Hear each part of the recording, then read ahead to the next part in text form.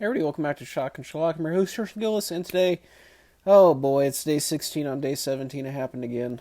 Why? Because I recorded the podcast with Francis yesterday, and I got very intoxicated, and I didn't want to finish. I didn't want to do a video because, yeah.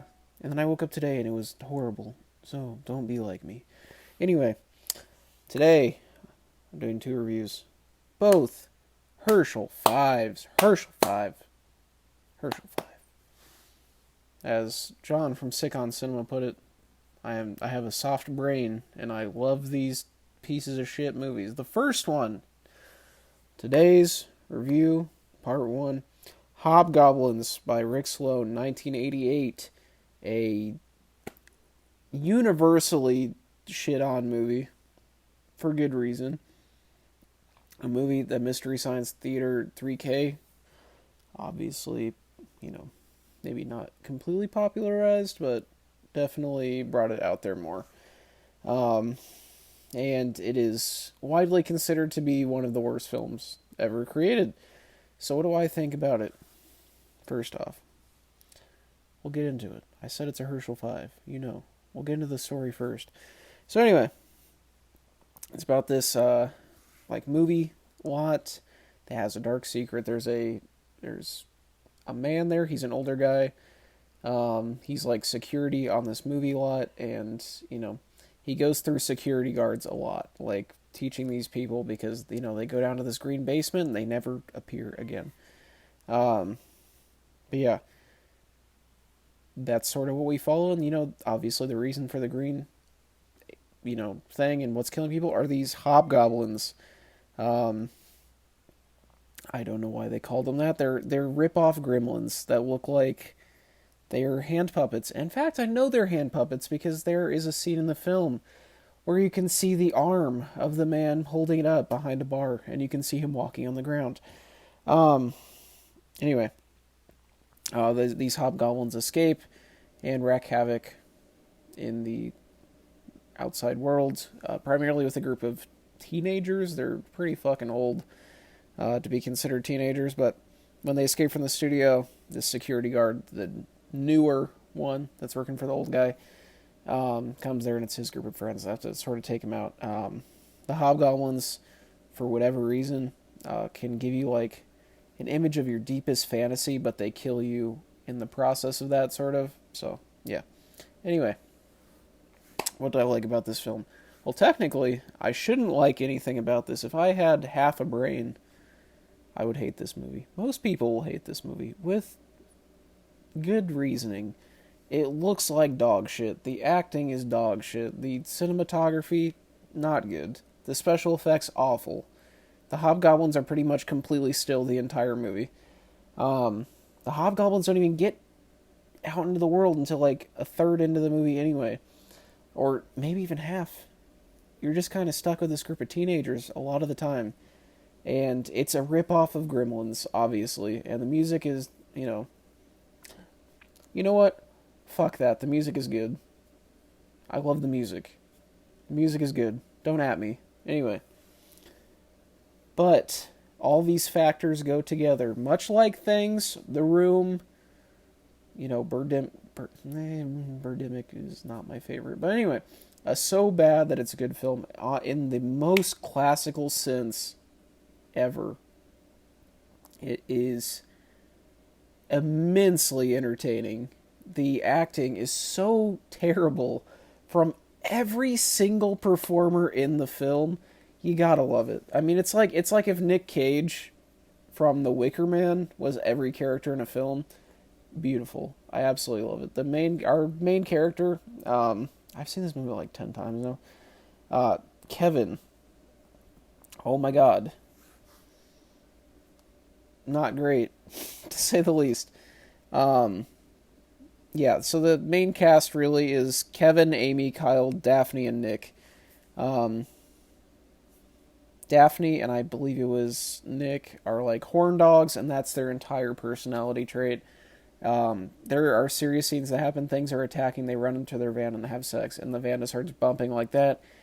Amy is sort of like the restrained girl that kind of lets loose. Spoiler alert: when the hobgoblins, do these things. And Kyle is also a horn dog. In fact, everybody in this movie just wants to bone. And that's pretty much their entire personality trait. It's fucking hilarious. Kyle is this character. He's a terrible friend of Kevin because he's using his home phone to call sex lines constantly. And there's a joke that Kevin has to keep calling his phone company to say that somebody's using his phone to call the sex lines. Hilarious.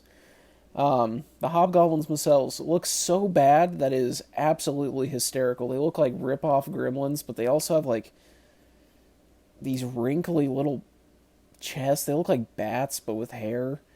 And they do not move. There's no blinking eyes. They barely move the arms because they're puppets.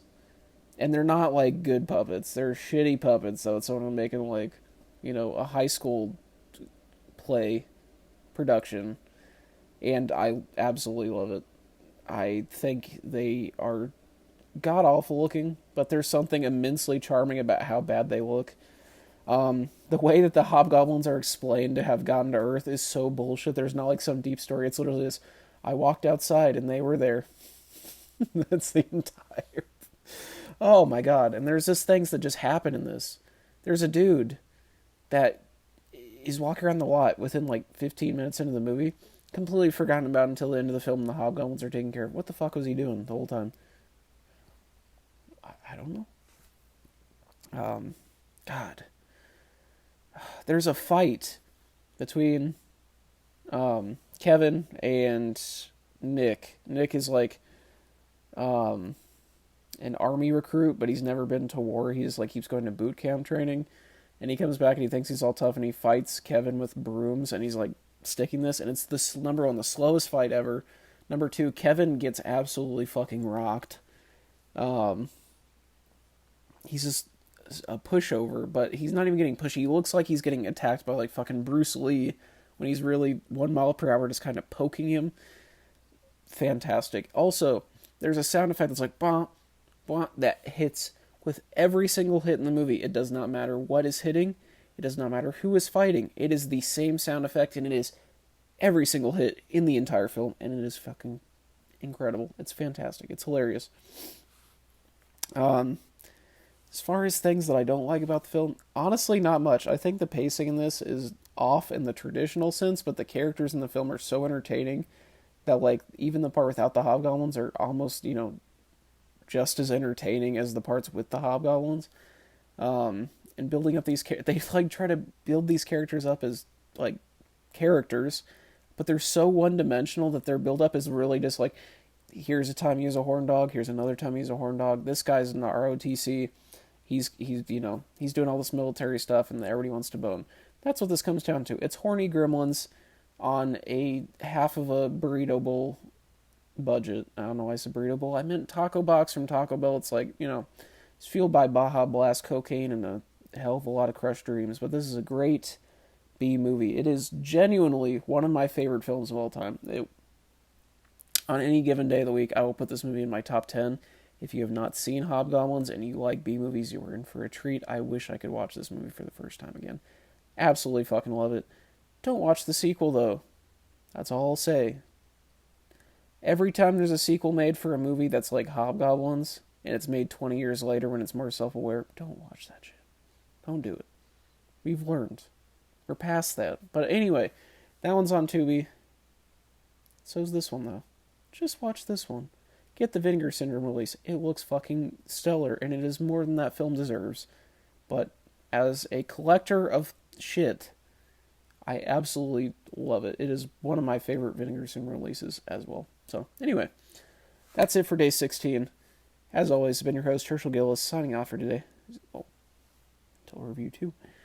Zero thoughts, zero editing, zero brain cells, and zero planning. Make sure to subscribe if you haven't. Keep your notifications on, and I will see you guys today and tomorrow. Thanks for watching.